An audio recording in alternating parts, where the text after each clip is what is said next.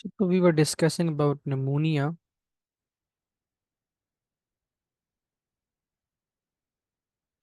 Pneumonia is infection of the lung parenchyma.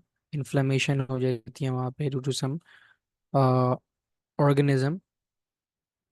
ठीक है. तो अब इसकी टाइप्स हैं.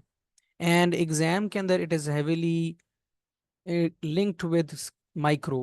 तो आपको माइक्रोबायोलॉजी पे अच्छी ग्रिप होनी चाहिए. You should be able to recognize the different characters of different organisms. ठीक है. तो starting off with lobar pneumonia. इसका नाम ज़रूरत कि it involves only one lobe. ठीक है. It can involve the whole lung as well, लेकिन it involves mostly one lobe. कोई भी लोब हो सकता है वो. And the organisms are strep pneumoniae, Legionella and Klebsiella. इसके अंदर अगर हिस्टोलॉजी इसकी देखें, let me share with you the histology. तो इसके अंदर एल्वुलाय के अंदर तक इन्फ्लेमेटरी सेल्स आए हुए होते हैं. ठीक है. तो यू कैन अप्रिशिएट कि ये इन्फ्लेमेटरी सेल्स, ये एल्वुलाय एल्वुलर स्पेसिस है ना, तो इनके अंदर भी इन्फ्लेमेटरी सेल्स आपको नजर आ रहे हैं. ठीक है. This is something specific for lobar pneumonia.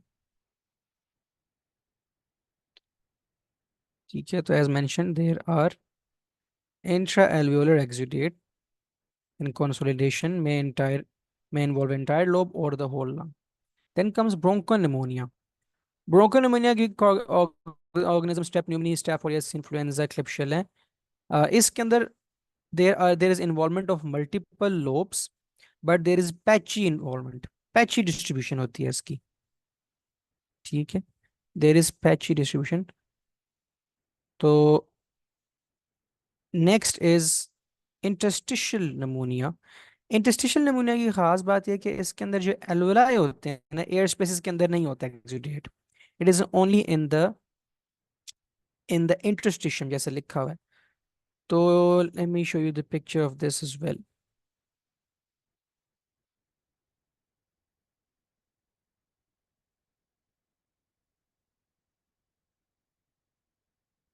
ये देखें, ये लोबार नमूनिया की एक और पिक्चर है. तो कैन अप्रिशिएट के इसका जो अपर लोब है, right upper lobe, that is involved. This is a picture of bronchopneumonia. ठीक है. तो कैन अप्रिशिएट के इसमें पैची डिस्ट्रीब्यूशन है. देयर आर पैचेस बजाय लोब के. There are patches in different lobes. ठीक है. This is the biopsy of interstitial pneumonia. तो इसमें आप देखें जो एयर स्पेसेस हैं those are empty. Air spaces जो एल्वोलाई हैं दोज आर एम्प्टी, और जो इंटरस्टिशियम है बीच में, it is filled with inflammatory cells. So this is quite opposite to that of lobar pneumonia. Lobar pneumonia में क्या था, एक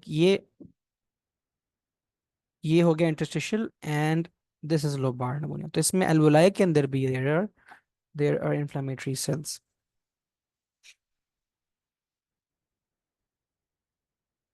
एंड इसको वॉकिंग नमूनिया भी कहते हैं बिकॉज इट स्लोली प्रोग्रेसेस, आस्ता आस्ता डेवलप होता है.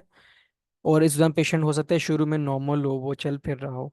तो ऑर्गेनिजम्स इसमें माइकोप्लाज्मा, क्लैम्डोफिला, ठीक है, लेजिनेला एंड सम वायरसेस. ठीक है. Respiratory syncytial virus, cytomegalo virus, influenza and adeno. ये ज्यादा वैसे वायरसेस के साथ आता है, पूछा जाता है, लोबार बैक्टीरिया के साथ. तो this was about interstitial pneumonia और एटिपिकल निमोनिया.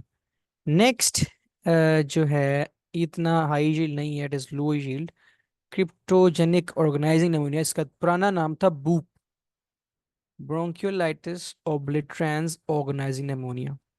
इसकी etiology अननोन है, यह नहीं पता कैसे होता है. स्प्यूटम या ब्लड के अंदर कोई ऑर्गेनिज्म, कोई बैक्टीरिया नहीं है, हमें नहीं पता किस वजह से होता है. हाँ, हमें यह पता है कि ये ग्लूकोकोर्टिकोइड्स से ठीक हो जाता है. एंटीबायोटिक्स को नहीं रिस्पॉन्स करता, लेकिन ग्लूकोकोर्टिकोइड से ये ठीक हो जाता है. तो it is a non infectious pneumonia characterized by inflammation of bronchioles and surrounding structure. Last पर है aspiration pneumonia and it is very important. Aspiration होता है when the contents of gut they enter the respiratory tract, ठीक है, या फिर खाना खाते हुए the food that it might enter the respiratory tract. तो this is something abnormal aspiration. तो ये किन, पहले आपको पता होगा कि ये किन लोगों के अंदर ये होगी। दिस वुड अकर इन, इसके कुछ रिस्क फैक्टर्स होंगे। अल्टर्ड मेंटल स्टेटस हो, तो when there is altered mental status तो उसमें कफ रिफ्लेक्स और ग्लॉटिक रिफ्लेक्स नहीं होता, तो पेशेंट को पता ही नहीं चलता कि वो इस हालत में होता है कि वो अपना खाना जो है वो उसका रेस्पिरेटरी ट्रैक में चला जाता है। तो this will lead to aspiration pneumonia. Dysphagia, ठीक है, he is not able to swallow properly, और there are some neurological defect जैसे स्ट्रोक के पेशेंट के अंदर, या फिर the patient is heavily intoxicated, heavily intoxicated है, ठीक है, अल्कोहल वगैरह और सम अदर सेडेटिव ड्रग, ठीक है, नेजोगैस्ट्रिक ट्यूब जिन पेशेंट के अंदर डली हुई हो, तो all of these are risk factors for aspiration and ultimately aspiration pneumonia. तो aspiration of oropharyngeal or gastric contents into pulmonary system and that leads to pulmonary infection, ठीक है। तो ये it would present days after aspiration, ठीक है, and again चूंकि the movement the aspirated जो food particle होंगे ड्यू टू द एनाटमी, हमने बड़ी डिटेल में डिस्कस किया द एनाटमी सेक्शन, कि they would be more likely to enter the right lower lobe अगर वो बैठा हुआ था, और अगर वो लेटा हुआ था patient then more most likely the right upper lobe, that and that is due to the bronchial anatomy. Then there is a term called aspiration pneumonitis or chemical pneumonitis. Okay. This presents hours after aspiration event. ठीक है, hours, ये aspiration pneumonia days after आता था, this would अगर hours, मतलब ये जल्दी होता है, and that is due to जो गैस्ट्रिक एसिड कंटेंट में होता है ना आपके स्टमक के अंदर, उसके अंदर गैस्ट्रिक एसिड होता है and it irritates the bronchial epithelium, तो विच कॉजेज इन्फ्लेमेशन। तो this is called aspiration pneumonitis and this occurs hours. इसमें और एस्पिरेशन न्यूमोनिया डिफरेंशिएट ही टाइम की बेस पे करना, ठीक है। Next is also another very important topic, natural history of pneumonia. तो एग्जाम के अंदर it is very commonly tested, high yield है, और वो टेस्ट किस बात पे करते हैं, फाइंडिंग्स को बस मैच करना होता है अपने डेज के साथ, कौन से डेज में क्या फाइंडिंग होंगी, और this specific to lobar pneumonia, ठीक है। तो lobar pneumonia, the first 1 to 2 days किसको कहते हैं, कंजेशन, ठीक है, इसमें होगी कंजेशन। कंजेशन में क्या होगा, देयर बी, उस दौरान लंग आपको कैसा नजर आएगा, रेड पर्पल, ठीक है, रेड पर्पल नजर आएगा। क्यों ऐसा क्यों नजर आएगा, because we can see, you can appreciate bacteria हैं इसके अंदर, एलुलर स्पेसिस के अंदर, और आरबीसी जो हैं दे आर एंटरिंग, और जो कंटेंट, बिकॉज बैक्टीरिया अब आ गए हैं, the inflammation has started and उससे क्या हुआ कि देयर इज डिक्रीज परमेबिलिटी, तो exudate the content of the blood is now entering the alveolar spaces and that is what causes red purple discoloration the of the lobe, that lobe। तो ये तो हो गया 1 to 2 days के अंदर। Then next 3 to 4 days को कहते हैं रेड हेपेटाइजेशन,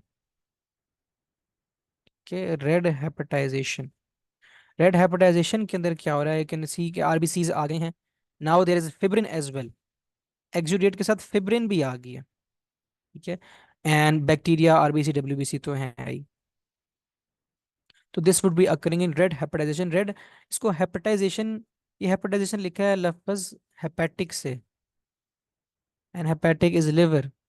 तो इसको हेपेटाइजेशन इसलिए कहते हैं because the tissue grossly it starts to look like liver, उसकी कंसिस्टेंसी लिवर जैसी हो जाती है बिकॉज कंसल्टेशन इतनी ज्यादा हो रही होती है। तो इसमें there will be red brown colour. Next 5 to 7 days में क्या होगा, उस स्टेज को कहते हैं ग्रे हेपेटाइजेशन।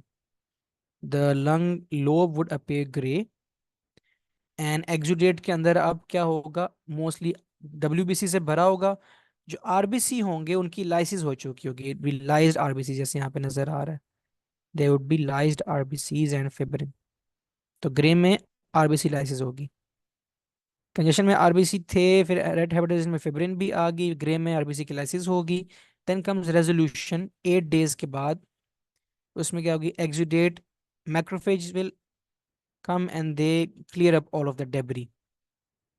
तो this is the stage of resolution. तो आपको पता होनी चाहिए फाइंडिंग्स और डेज, किन डेज पे क्या फाइंडिंग्स आपको मिलेंगी। ठीक है। Next is lung abscess. Lung abscess के अंदर क्लबिंग होती है, हमने पीछे डिस्कस किया था, and it is very easy to appreciate on chest x-ray. तो let me show you how a lung abscess looks like.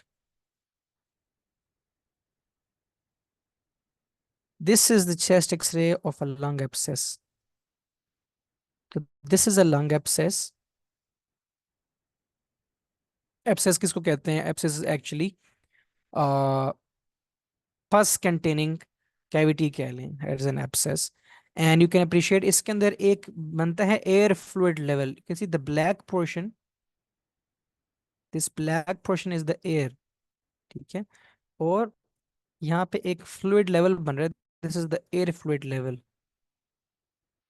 तो this is actually all pus. तो ग्रेविटी की वजह से वो सेटल होगी and it has formed an air fluid level. तो this is how you recognise an abscess.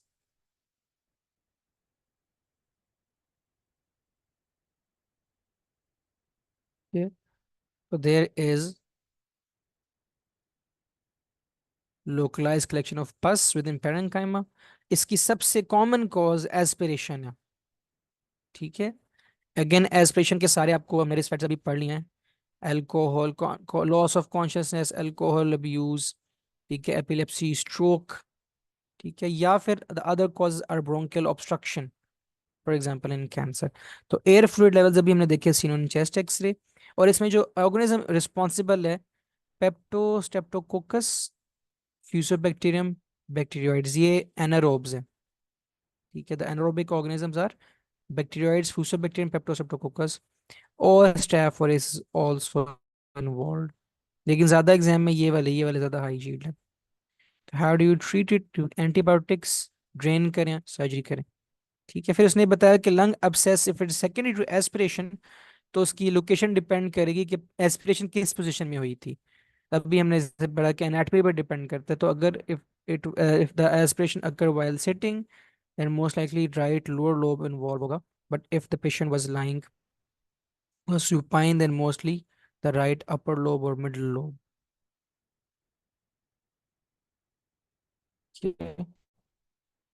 Next है topic lung cancer. बस उस पे जाने से पहले let me review that table जो हमने पीछे छोड़ दिया था।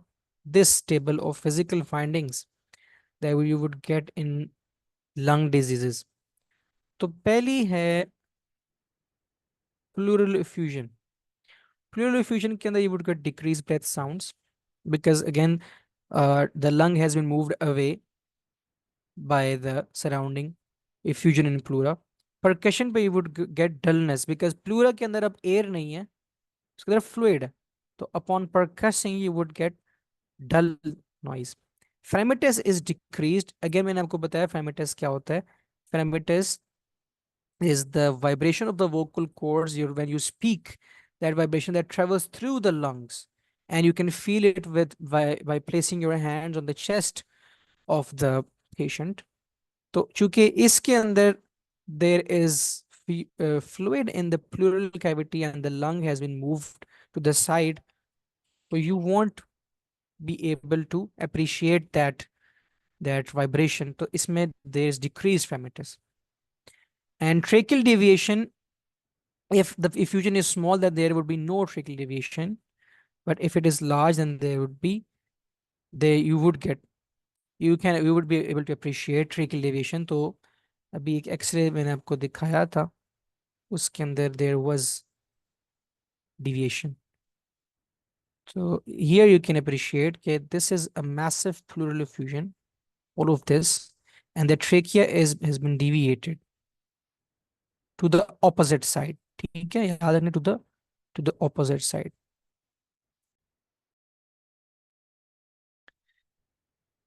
अच्छा जी, तो these were the physical findings in pleural effusion। Next है atelectasis, lung collapse. Again the lung is collapse, तो वहां पे एयर नहीं जाएगी, तो breathing sounds decrease.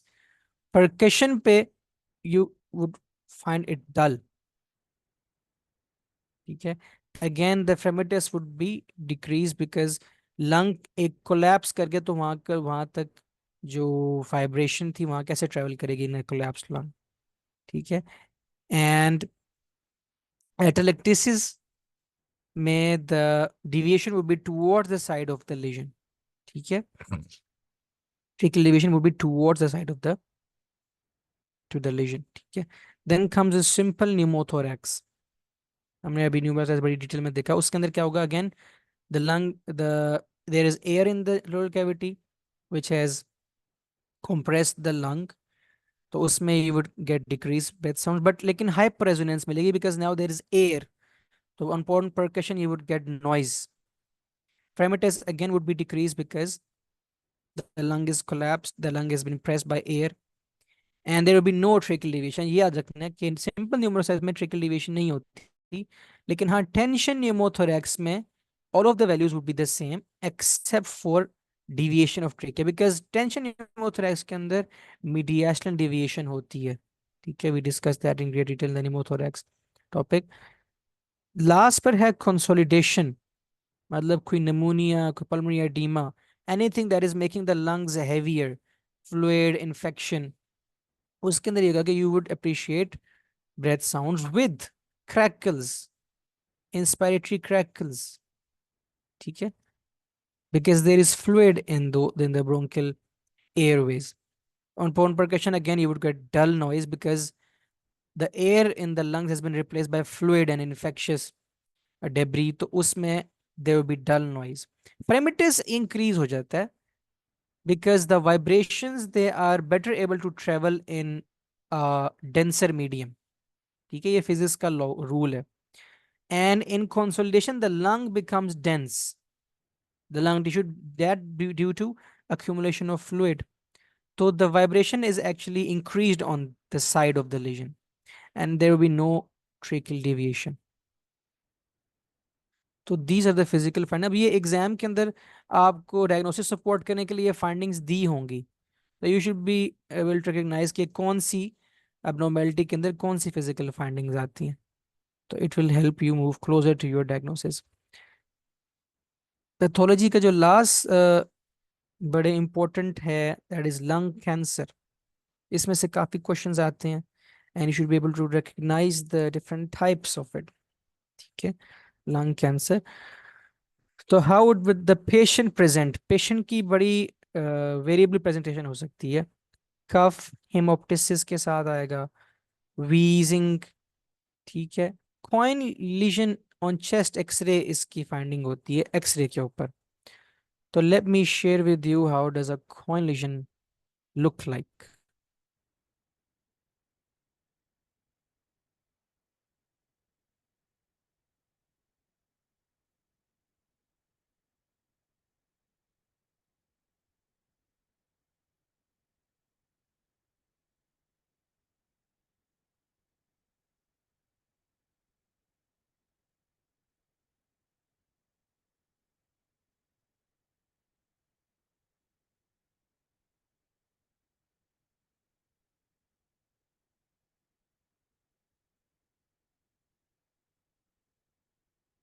Just a second, here,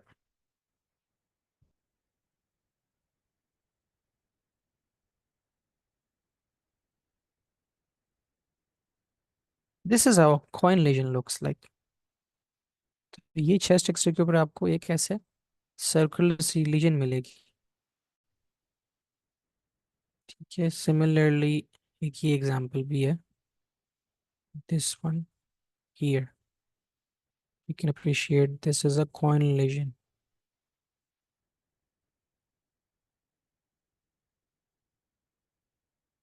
ठीक है। तो ऐसा भी हो सकता है कि आपको ऐसी स्टेज पे पेशेंट आए जब मेटास्टेसिस हो चुकी हो। तो remember, lung metastasis, lung cancer likes to spread to liver. ठीक है, तो लिवर पे स्प्रेड करके represent as jaundice, hepatomegaly. Adrenals में जा सकता है, बोन्स में जा सकता है। तो अगर बोन्स स्प्रेड कर जाए, patient can present with bone pen and pathological fracture. Pathological fracture पता है वो फ्रैक्चर होता है जो मामूली सी चोट से हो जाए। ठीक है, मतलब वो चेयर से गिरने पे उसको फ्रैक्चर हो गया, इतना मामूली सा। ठीक है। लेकिन देर इज, ऐसा भी हो सकता है कि मेटास्टेसिस कहीं और पे था। फॉर एग्जांपल, ट्यूमर था, कैंसर था इन द किडनीज, और वो स्प्रेड करते हुए लंग्स तक पहुंच गया, तो that is called secondary metastasis. ठीक है। In the lung metastasis are more common.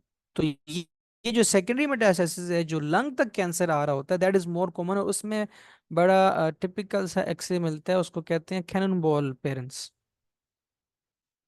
तो if the metastasis, if this cancer has spread to your lung from somewhere else, तो ऐस इस तरह का एक्सरे नजर आता है। there are multiple cannon ball like, cannon ball की तरह ऐसे बॉल्स बने हुए होंगे। तो this is seen in when a malignancy from somewhere else spreads to the lungs। ठीक है। So now there are different complications that a lung cancer can cause। superior vena cava syndrome में भी हम पढ़ेंगे on the next page। ठीक है। thoracic outlet syndrome, Pancoast tumor, Horner syndrome, endocrine abnormalities कर सकते हैं cancer, lung cancer, because some lung cancers they are able to secrete hormones, तो paraneoplastic syndrome cause कर सकते हैं वो। they can compress the recurrent nerve which would cause hoarseness। Effusion बड़ी common complaint होती है पेशेंट की, प्लूरल और पेरिकार्डल दोनों। ठीक है ना। What are the risk factors? Tobacco के सेकेंड हैंड स्मोक, ये बहुत कॉमन हो। सेकेंड हैंड स्मोक मींस कि आपके घर में फॉर एग्जांपल एक मदर है हु स्मोक्स। ठीक है, तो उसके बच्चों के अंदर हो सकता है, और आप ऐसे एनवायरमेंट में काम करते हैं यहाँ सराउंडिंग में कोई स्मोकर है, that is second hand smoke. Radiation या एनवायरमेंटल एक्सपोजर, हमने पढ़ा था asbestos can cause great risk of lung cancer and मीजोथेलियोमा। And family history. ठीक है, अब इसके अंदर has been divided into small cell and non small cell lung cancer. इसके दो टाइप्स हैं। स्मॉल सेल के अंदर you have small cell carcinoma, bracket में इसकी एक टाइप लिखी हुई है ओट सेल कार्सिनोमा। ठीक है। तो let's study about them now one by one. तो सबसे पहले है small cell carcinoma. Small cell carcinoma के एग्जाम में ये काफी इंपॉर्टेंट है। पहली बात ये, मैं आपको कुछ चीजें हाईलाइट कराता हूँ which are quite often asked in the exam. तो इसकी सबसे इंपॉर्टेंट बात यह है कि it is associated with multiple paraneoplastic syndromes. ठीक है, वो कौन कौन से हैं? सबसे पहले है लैम्बर्ट ईटन माइस्थेनिक सिंड्रोम।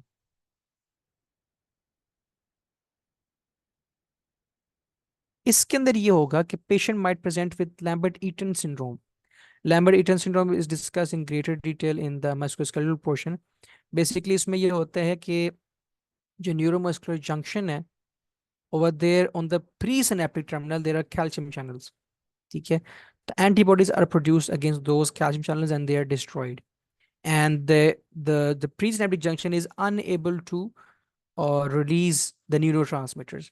तो इसमें proximal muscle weakness हो जाती है, proximal muscle weakness। तो पेशेंट इस कंप्लेंट के साथ आ सकता है।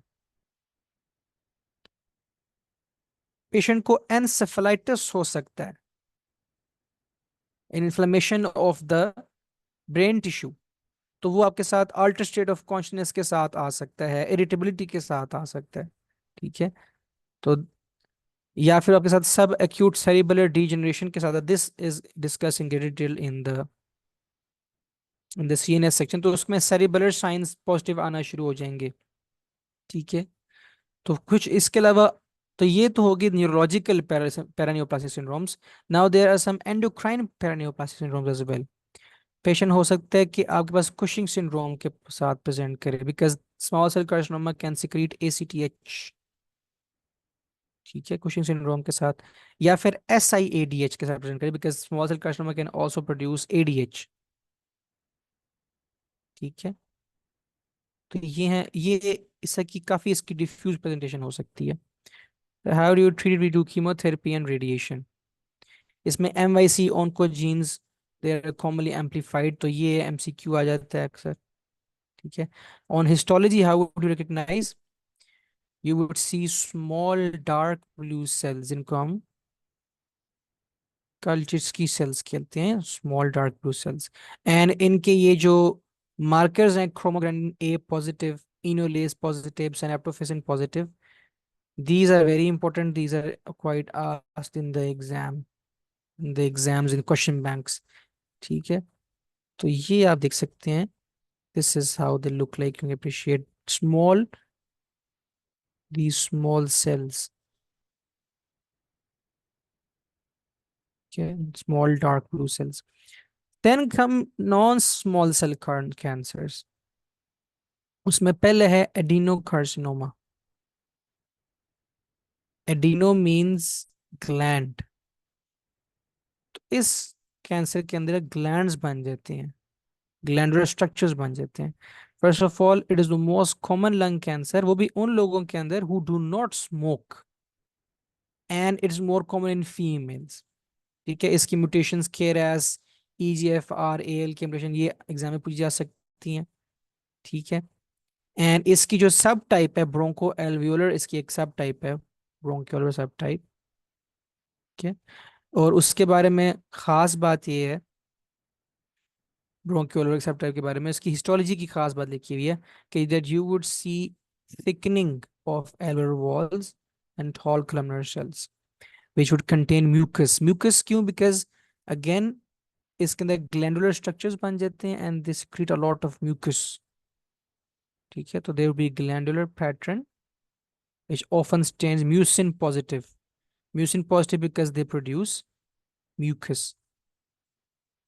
तो और ये एक बात याद रखिएगा कि जो सेंट्रल, जो एक और डिवीजन भी है लंग कैंसर की, दे कैन बी सेंट्रल और दे कैन बी पेरिफेरल। मतलब if this is the lung, this is the centre and this is the periphery. तो सेंट्रल में स्क्वेमस सेल कार्सिनोमा ये हमेशा सेंट्रल होता है। ठीक है, मोस्टली इट इज सेंट्रल, बाकी सारे पेरिफेरल होते हैं। हाँ, कार्सिनोइड जो ट्यूमर कैन बी सेंट्रल और पेरिफेरल, तो ये याद रखना है कि सेंट्रल मैस है तो सबसे पहले अपने स्क्वेमस सेल कार्सिनोमा सोचना है। तो squamous cell carcinoma because it's central, you will see a hilar mass. ठीक है, hilar mass arising from the bronchus. अब इसकी खास बात क्या है, इसकी खास यह बात है कि this patient would come to you with hypercalcaemia. उसकी क्या वजह है, because this tumour produces PTHRP। याद रखना है, it is parathyroid hormone related peptide. Related peptide ये साथ जरूर याद रखना है। आपको ऑप्शंस के अंदर PTHRP भी मिलेगा, PTH भी मिलेगा, तो हम जल्दी में PTH क्लिक कर देते हैं। PTHRP is the right option। ठीक है, and on biopsy what you would see is keratin pearls, because squamous cell है तो this is something specific for squamous cell carcinoma। अगर वो स्किन का भी हो, you appreciate keratin pearls, तो ये you can see keratin pearls। ठीक है, लास्ट पर है, सॉरी उसके बाद है large cell carcinoma. Large cell carcinoma is less commonly asked in the exams, periphery पर होता है, associated with smoking, it may produce HCG, human chronic gonadotropin, and that can cause gynecomastia। ठीक है, it has got a poor prognosis, so आपको biopsy के ऊपर you would appreciate large cells, giant pleomorphic cells। Last पे we have bronchial carcinoid tumor।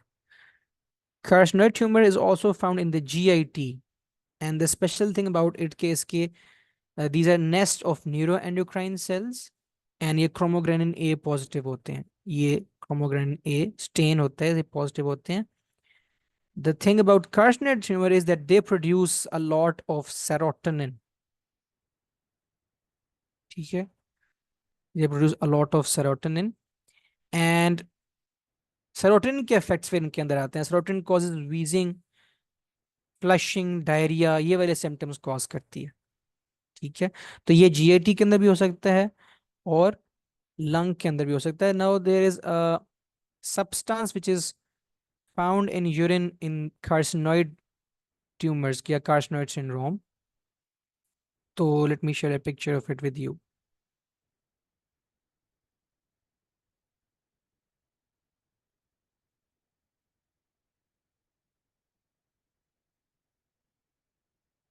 It is actually क्योंकि इसके अंदर serotonin बहुत ज्यादा बन रही होती है ना, सेरोटोनिन की ब्रेक डाउन से सब्सटेंस इज प्रोड्यूस्ड.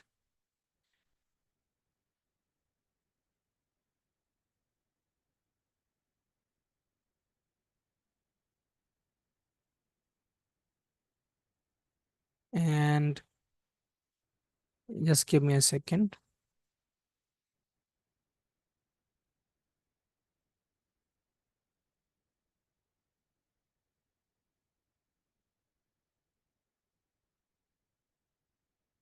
और वो आपको यूरिन के अंदर डिटेक्ट हो जाता है. ठीक है,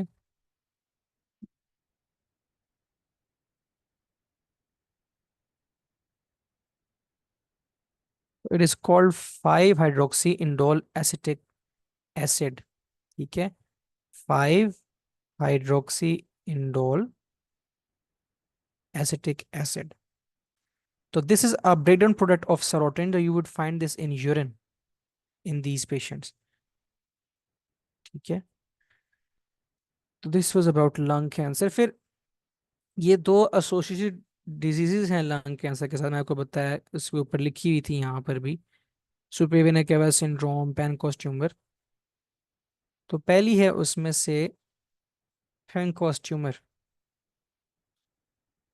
पैनकोस ट्यूमर लंग कैंसर, ऐसा लंग कैंसर होता है जो लंग के एपेक्स पे ग्रो करता है.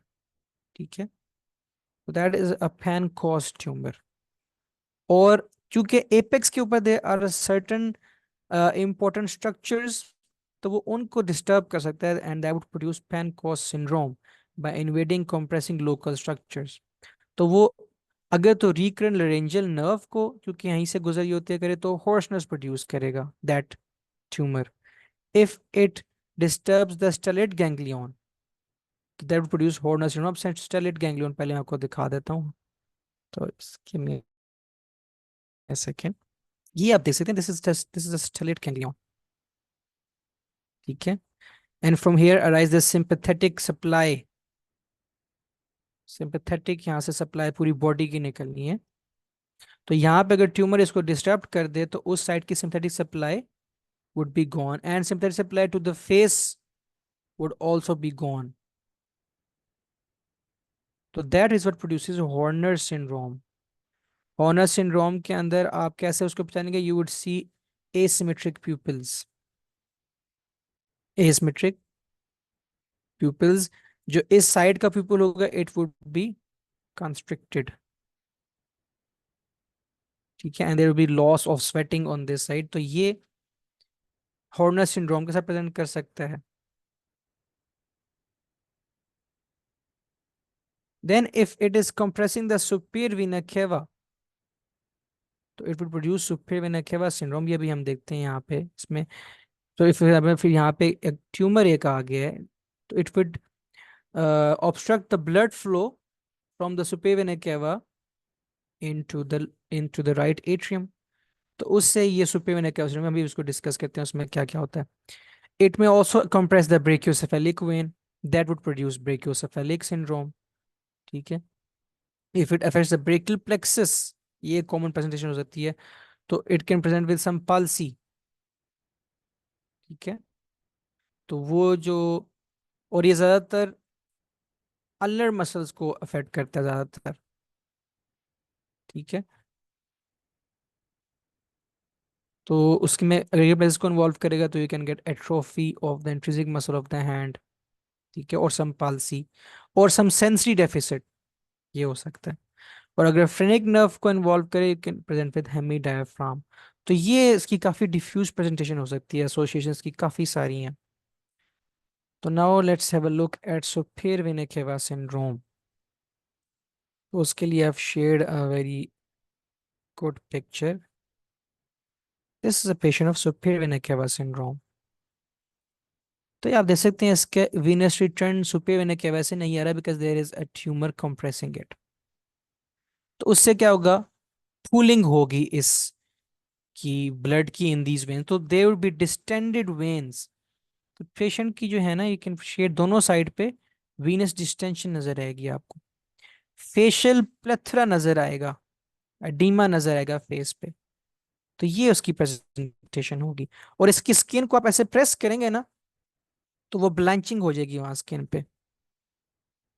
ठीक है, तो लेट मी शो यू। इसी तरह से अगर सिर्फ ब्रेकियोसेफेलिक वेन इन्वॉल्व हो, फॉर एग्जांपल इस पेशेंट के अंदर सिर्फ ब्रेकियोसेफेलिक वेन इन्वॉल्व है एक तरफ की सिर्फ, तो उसमें वही वाले सिम्टम्स होंगे लेकिन सिर्फ यूनिलैटरल होंगे।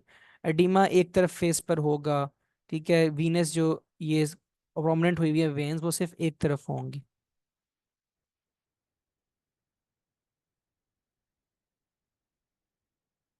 जी, तो ये ब्लैंचिंग हुई हुई है।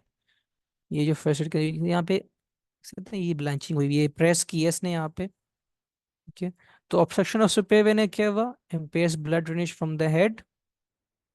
ठीक है, तो there will be blanching after finger tip pressure.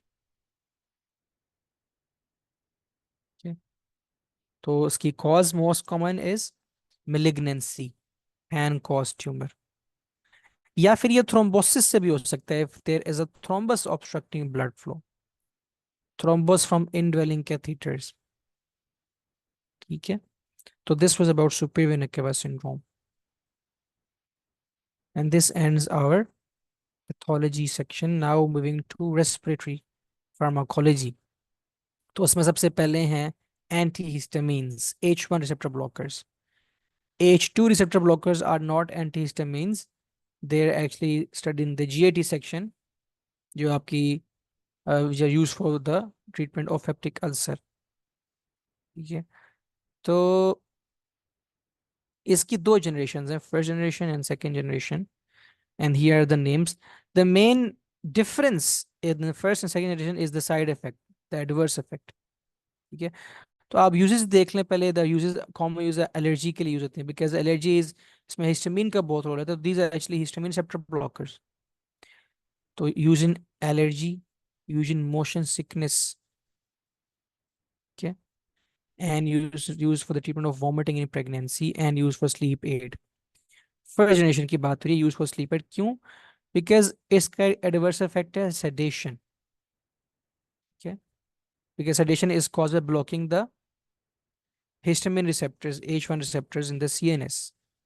ठीक है, it has also got anti-muscarinic activity and alpha anti-alpha adrenergic activity, यानी alpha blocking activity। तो alpha blocking activity मतलब है this can cause orthostatic hypotension। First generation की बात है, इसके कॉज ऑर्थोस्टैटिक हाइपरटेंशन कॉज कर सकती है, रिफ्लेक्स टैकीकार्डिया कॉज कर सकती है। ठीक है, और एंटी मस्करिनिक है तो it will decrease urination, because it's an antimuscarinic. तो ये बहुत सारे इसके एडवर्स इफेक्ट हैं, that is why we prefer second generation. किन लोगों के अंदर, अगर किन लोगों में, जिन लोगों को रहती हो ऑर्थोस्टैटिक हाइपरटेंशन, जिनमें ऑब्स्ट्रक्शन टू यूरिनरी फ्लो हो उनके अंदर, and people in we don't do not want sedation, जैसे कि बस ड्राइवर्स होते हैं। ठीक है, ये लोकल ट्रांसपोर्ट ड्राइवर्स के होते हैं, तो वी गिव सेकंड जनरेशन।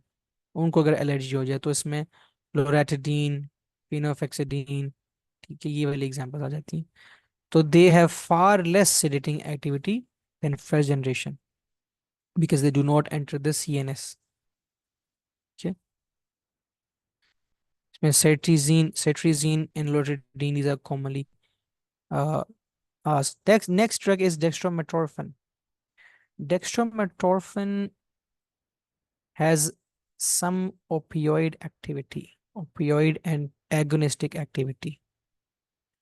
ठीक है, ये actually it is an antitussive antihistaminic का मतलब है इट्स कफ कंट्रोल के लिए, टू डिक्रीज कफ। ठीक है। It is an NMDA glutamate receptor antagonist. ठीक है। And it can act as a hallucinogenic similar to ketamine. ठीक है। अब इसकी इंपॉर्टेंट बात यह है कि बिकॉज मैंने आपको बताया कि it is a codeine analogue, तो इसके इसके ओपियोइड इफेक्ट भी होता है। तो if there is overdose of dextromethorphan, so we can use opioid antagonist for the treatment, which is naloxone.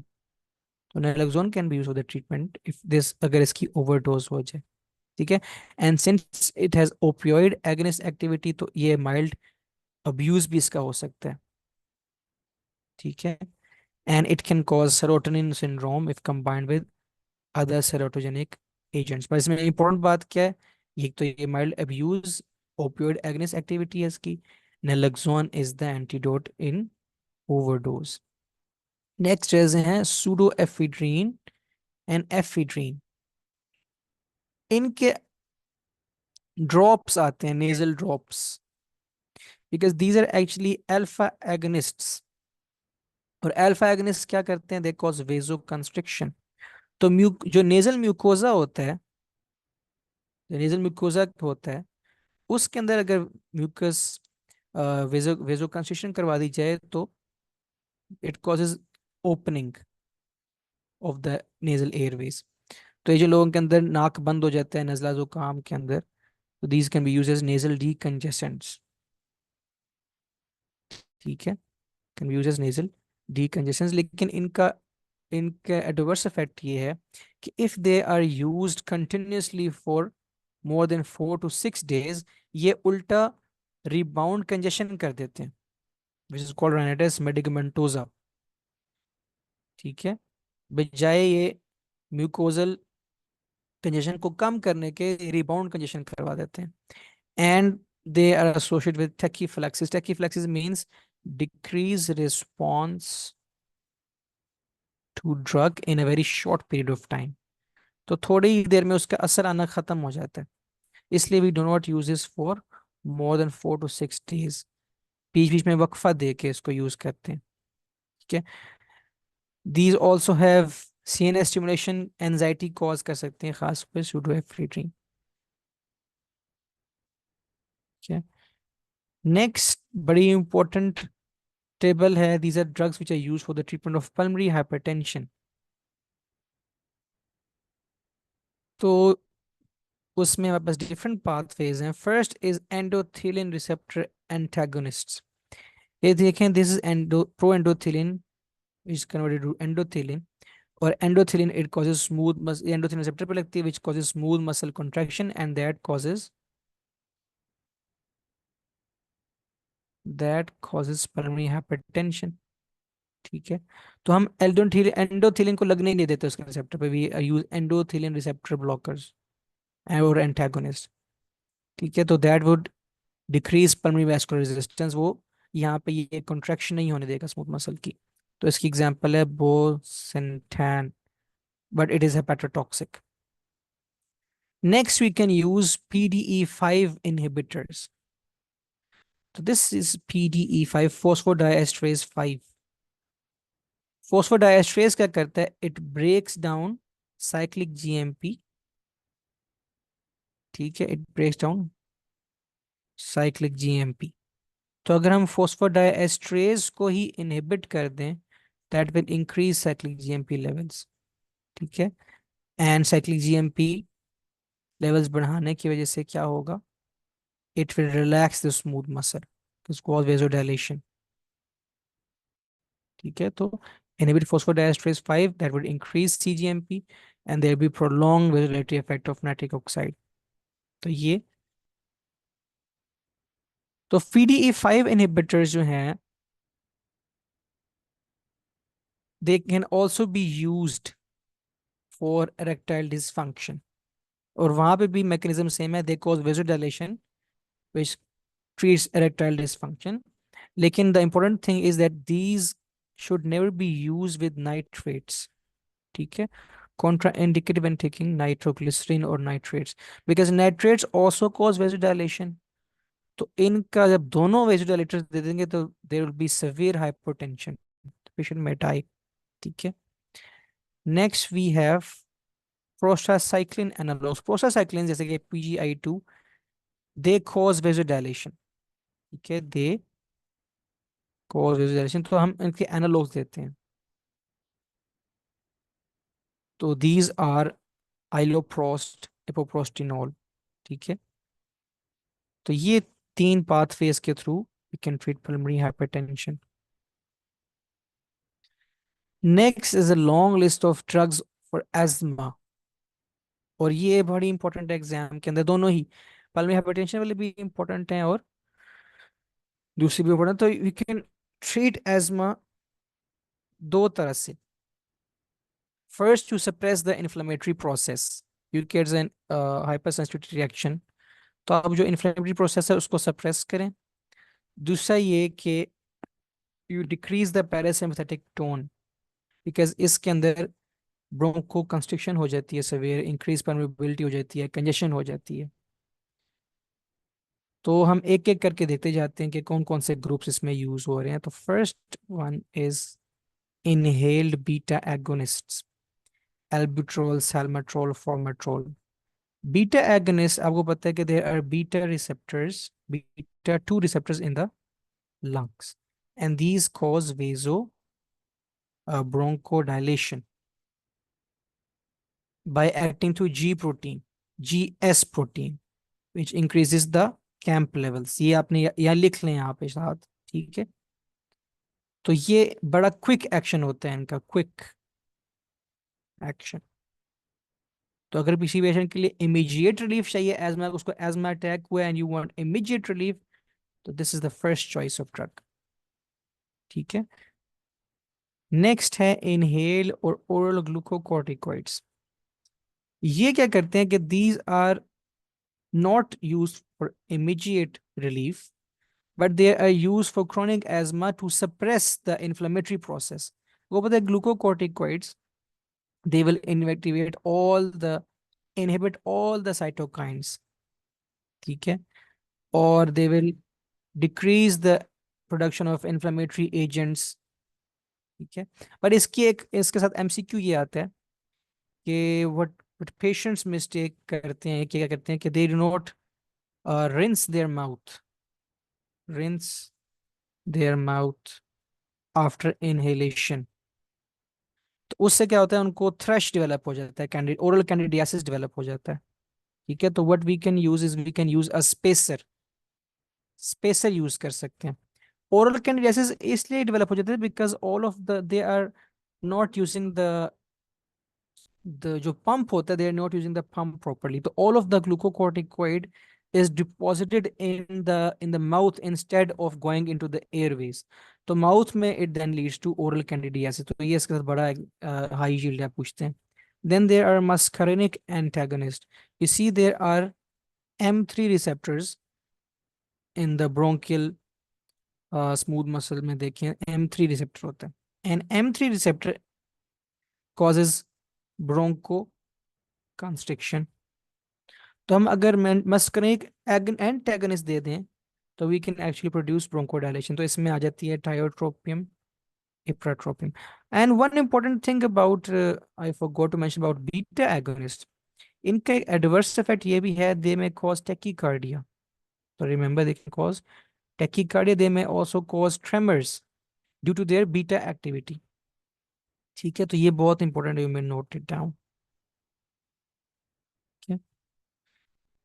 तो these are also used for COPD and remember tiotropium is long acting. फिर आती हैं anti leukotrienes. मैंने आपको बताया था ना कि जो प्रोस्टाग्लैंडिन पाथवे होता है, देयर इज एराकिडोनिक एसिड. उससे फिर there are two groups, leukotriene pathway होता है, ल्यूकोट्राइन पाथवे और कॉक्स पाथवे. तो leukotriene, let me share the image with you again.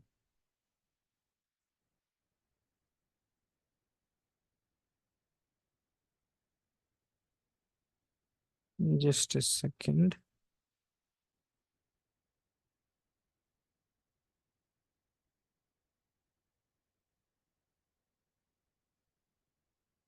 Let me share the picture again.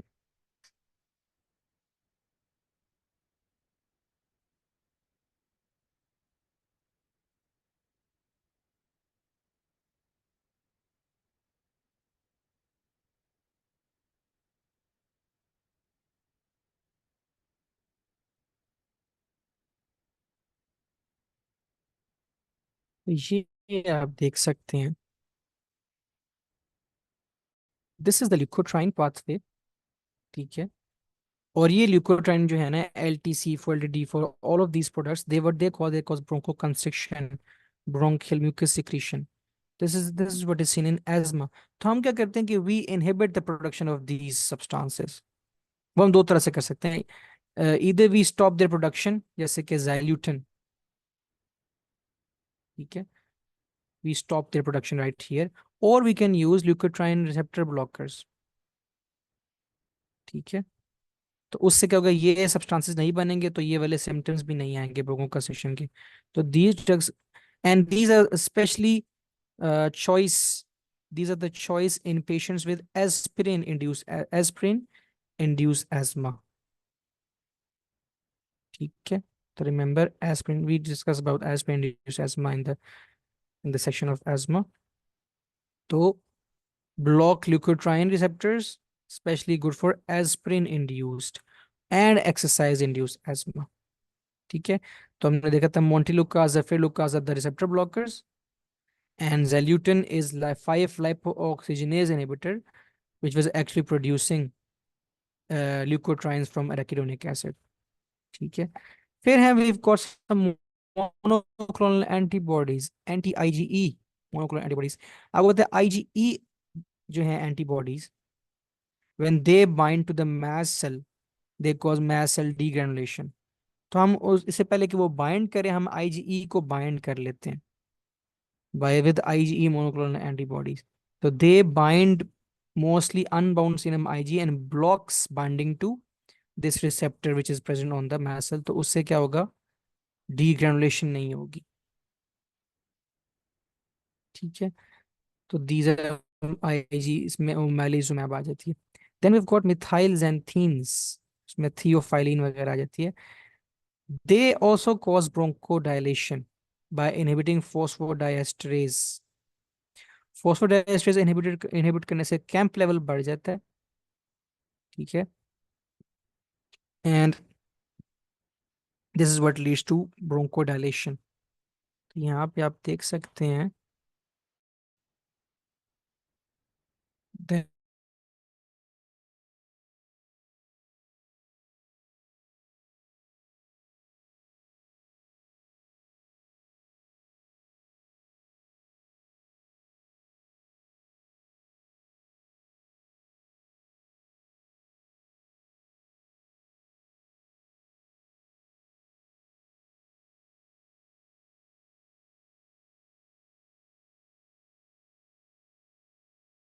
works, but again these,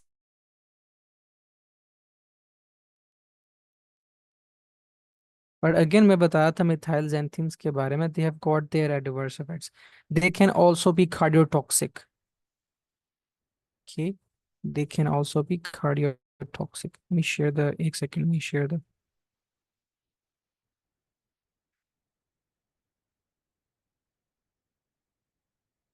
first aid यहाँ पे। so theophylline methyl xanthines can be cardiotoxic, they can cause tachycardia and they can cause GIT disturbance, these they can cause peptic ulcer disease। ठीक है, तो ये लिख लें साथ। Next we have PDE4 inhibitors। again इसमें the name is roflumilast। okay, and the mechanism is the same, they inhibit phosphodiesterase, उससे camp level बढ़ेगा, उससे ब्रोंकोडायलेशन होगी। ठीक है, they are used in COPD। then we have some chromones, इसमें आते हैं क्रोमोलिन सोडियम वगैरह आ जाता है, cromolyn sodium, what they do is that they directly inhibit mast cell degranulation. So this is a mast cell. तो cromolyn क्या करिए, it is inhibiting the डीग्रेनुलेशन process, डीग्रेनुलेशन process. तो उससे डीग्रेनुलेशन जब नहीं होगी तो ये जो सारे प्रो इन्फ्लेमेटरी साइटोकाइंस हैं ये रिलीज नहीं होंगे। तो cromolyn sodium. And lastly we have interleukin 5 monoclonal therapy. Okay, interleukin 5 monoclonal therapy. Interleukin 5 actually क्या करती है, it promotes the differentiation of eosinophils. Interleukin 5 interleukin 5 कहती है eosinophil differentiation करवाती है। ठीक है, so we actually inhibit interleukin 5 function ताकि eosinophil proliferation ना हो। You can see this is interleukin 5 is helping the eosinophil maturation, their activation. तो we inhibit this step। ठीक है, तो either we can do is that we can directly ये कुछ antibodies जैसे मिपोलिजुमैब है, रेस्लिजुमैब है, they are against interleukin 5, तो they block interleukin 5, और we can block the receptor। ठीक है, interleukin 5 receptor alpha, उसके लिए benralizumab। So these were all of the drugs that are used in the treatment of asthma, and this winds up the section of pulmonology.